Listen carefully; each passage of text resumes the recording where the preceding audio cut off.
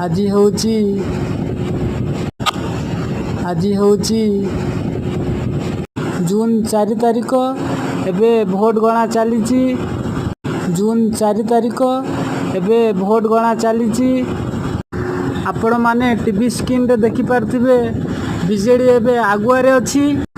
ଆପଣମାନେ ଟିଭି ସ୍କ୍ରିନରେ ଦେଖିପାରୁଥିବେ ବିଜେଡ଼ି ଏବେ ଆଗୁଆରେ ଅଛି। ଆଜ୍ଞା ହଁ, ଷଷ୍ଠ ଥର ପାଇଁ ମୁଖ୍ୟମନ୍ତ୍ରୀ ହେବାକୁ ଯାଉଛନ୍ତି ନବୀନ ପଟ୍ଟନାୟକ। ଆସନ୍ତା 9 ତାରିଖରେ ଶପଥ ଗ୍ରହଣ କରିବେ ମୁଖ୍ୟମନ୍ତ୍ରୀ ନବୀନ ପଟ୍ଟନାୟକ।